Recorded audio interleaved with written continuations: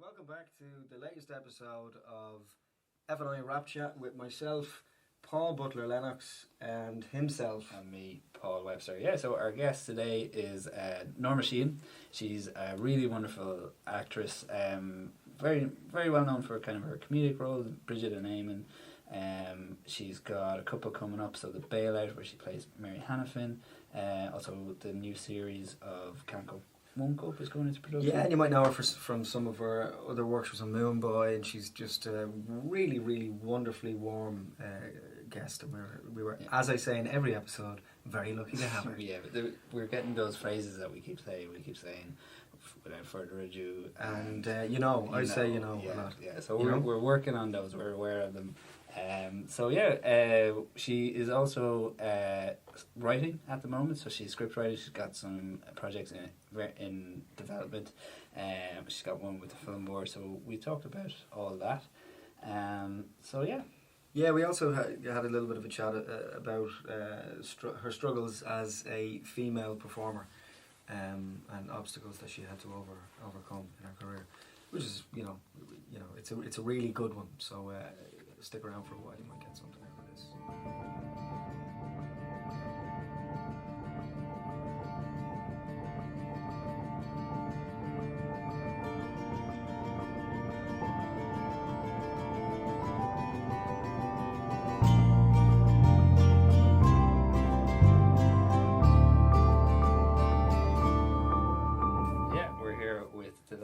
Norma Sheahan, actress and writer. Do you prefer actor or actress, or does it matter? If you have a job for me, you can call me whatever you like. Cool.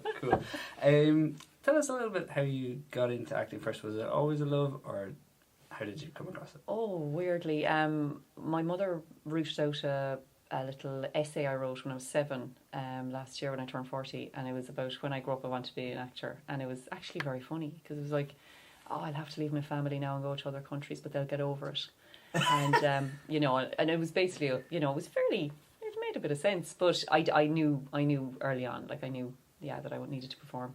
Yeah. And what was your first forays into acting? Was it kind of school stuff? Oh, well, a big one would have been, I can't believe we're talking about this. When I was 11, I played, there was a big audition in Cork, in the Cork Opera House, for Little Red Riding Hood in the pantomime. So you had hundreds of girls coming through, and we had to, to sing first, then we had to dance, then we do a bit of acting. So I got to play, at the age of 11, there's only one panto in Cork at the time, I think. Sorry if there was another one, but it was all about me. So I got to play that part. That was the first big role, and I kind of loved that. And I do remember the musical director from England trying to tell my mother I should go to London then and go to Italia Conti in one of those. My mother was like, no way.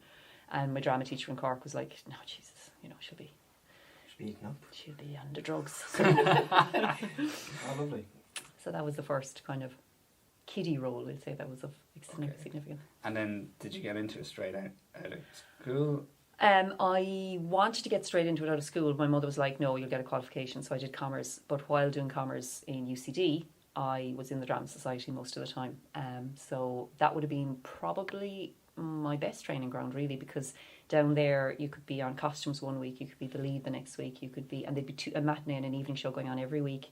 It's amazing, the Drama Society in UCD. I don't know what it's like now. Yeah, I have a couple of friends actually who found their way into acting through the Drama Soc in UCD. It seems to be it's a great breeding ground, real practical, hands-on. Oh yeah, and if you do a disastrous performance, the play is over in 5 days, and you just get on to the next one, and you just keep auditioning. You're on the committee one year, you're producing or whatever. You're drinking a lot, whatever. And then there was a lad in the Drama Society who went to RADA, and I was like, "Ooh, tell us about that." And I was trying to get an equity card in Ireland to do acting, and you couldn't get an equity card unless you were an actor, but you couldn't act unless you had an equity card.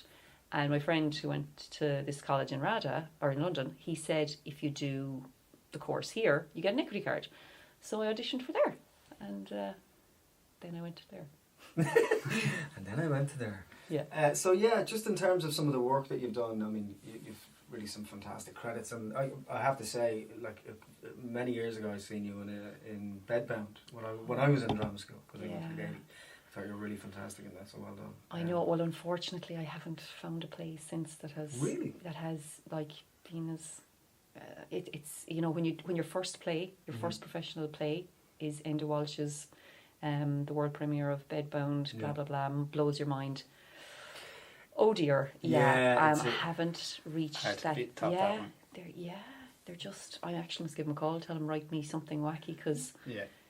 their plays Yeah, can be that's so fantastic. stilted. It was so he writes for actors. He writes for just actors to get into the role and just go mental. Mm. His plays have changed now over the years, but back then around the Disco Pigs Bedbound days, he was definitely into just wild 1 hour shows. Yeah.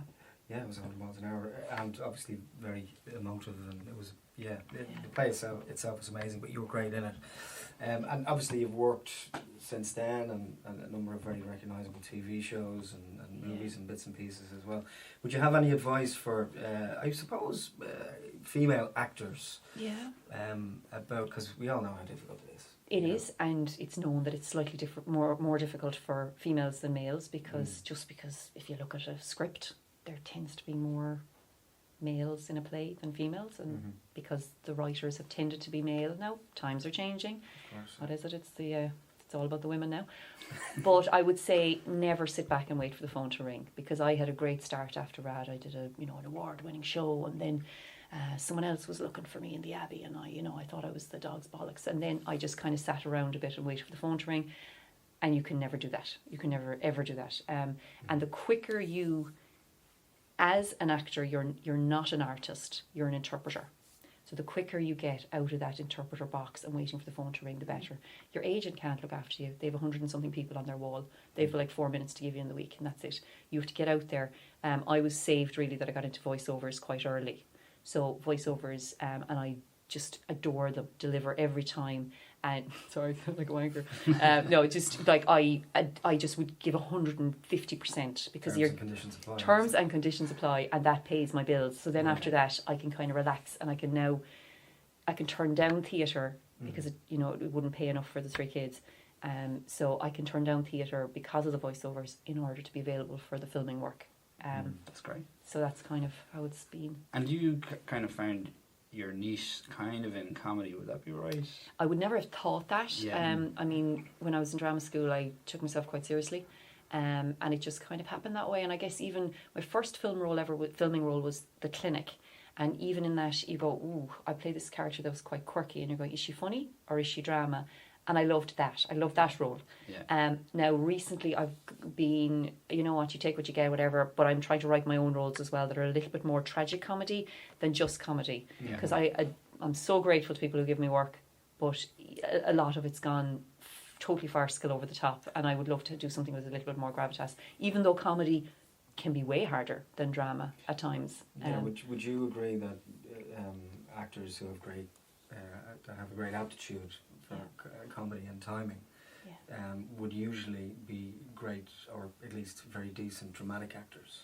Or would you say that people who actors or performers who I suppose would consider themselves quote unquote serious actors, I think it's a bit harder for them to get there? Oh, to get back to the comedy, I know what you mean. Or because I think just from some of my experiences with other actors, usually the people who are very genuinely quite funny and opening and engaging are better at doing comedy. are well-rounded actors, I find. Yeah, okay. And what I find as well is, like, say, when you meet someone and they don't say much, which would be kind of the opposite of me.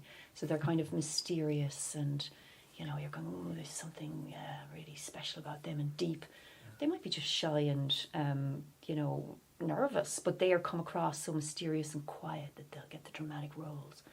But then at the end of the day, you have to deliver, and if you're crap at it, you won't get another role. So, but I would love to do a bit more drama. But again, I love acting. So, can you tell us a little bit more about your writing?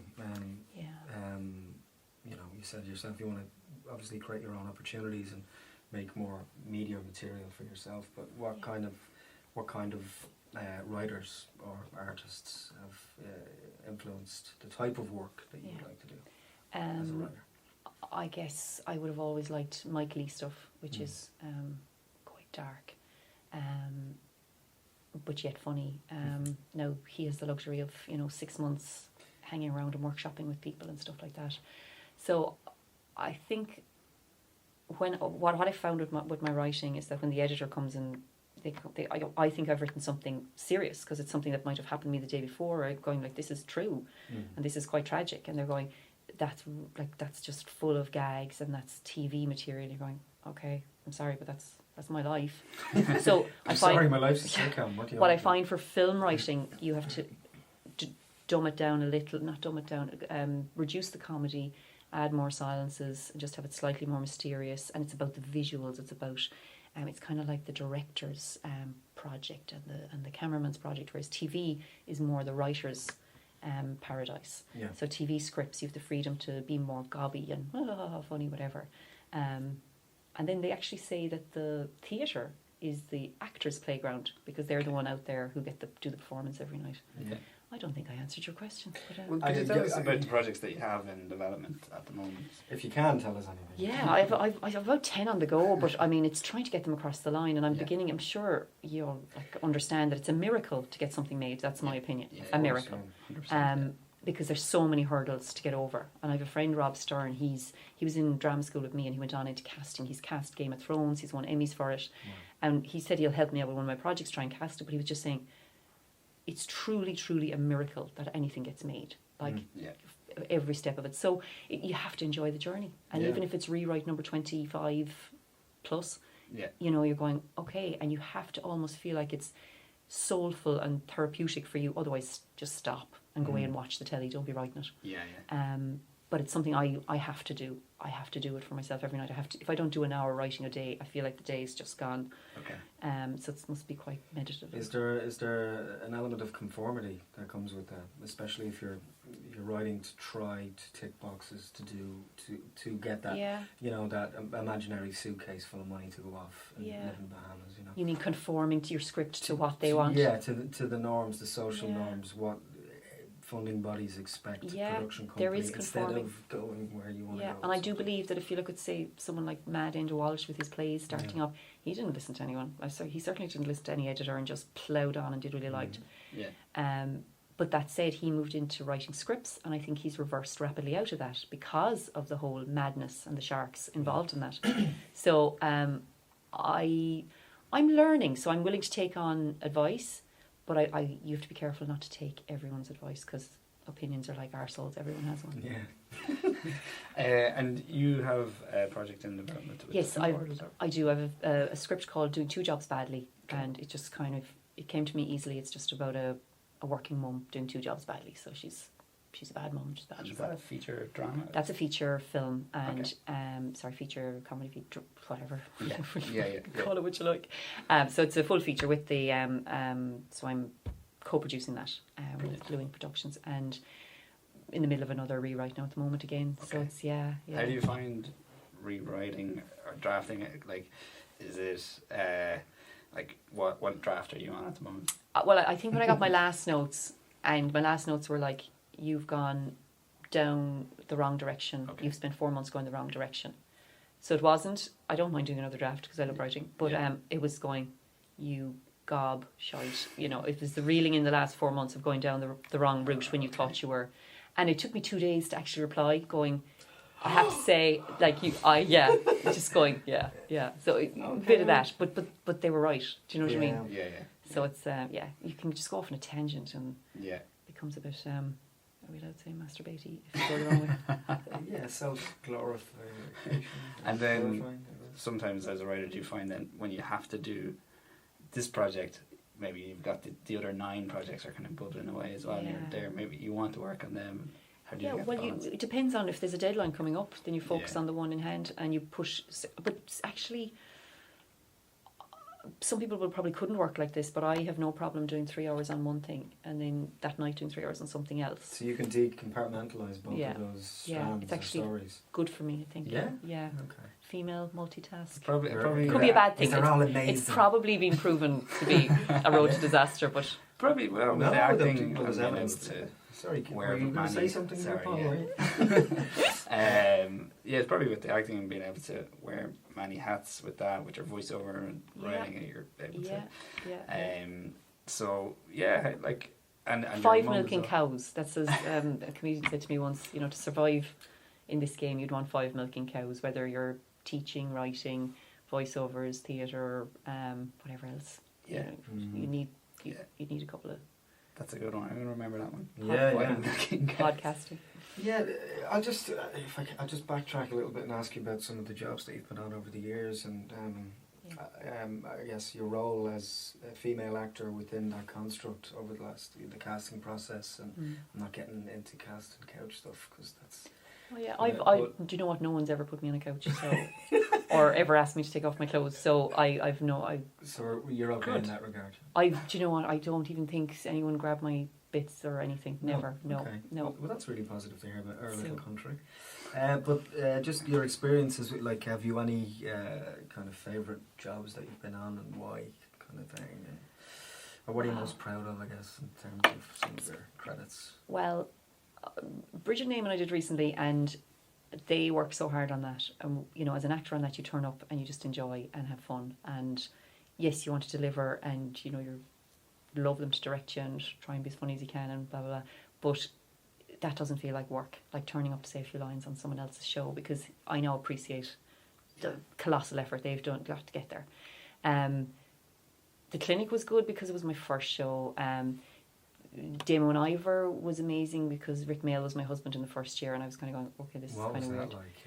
What an incredible we only had 2 days together, really? And then he died just before series 2. No way. So we 2 days with him, and we did all his scenes in 2 days, probably to get, because finances. Wow. Yeah. And then Moone Boy was a great experience.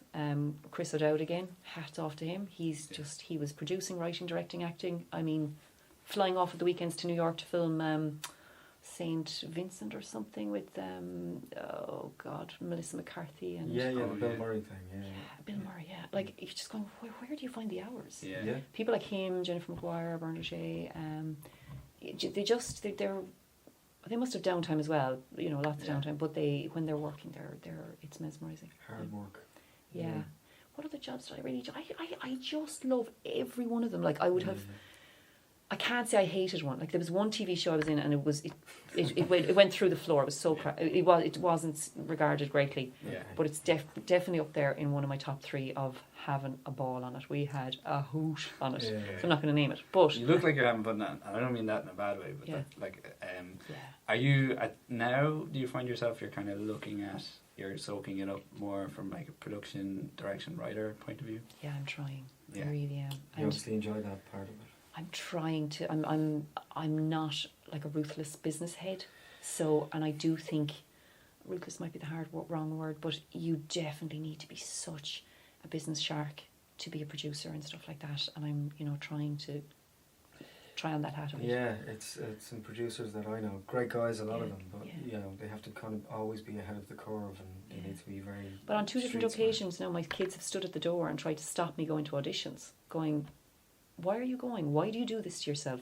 Why do you go out there and let those people tell you you're not good enough for the part? Why do you do this? Yesterday, one of them actually said, where are you going tomorrow? And I said, I have this, and I have an interview. And they presumed this was an audition. They said, you're not going. You've got to start making your own stuff, Mum. And this is coming from a 10-year-old. They're just going, why? Why are you going to let other people tell you whether you can or can't do stuff? Oh my God, where were you? Where were you when I was 21? But that's the advice I would say. Because listen, Chris O'Dowd, all these people who are making their own shows, they put their hands up and go, I'm not the best actor in the world, but I'm clever. Yeah.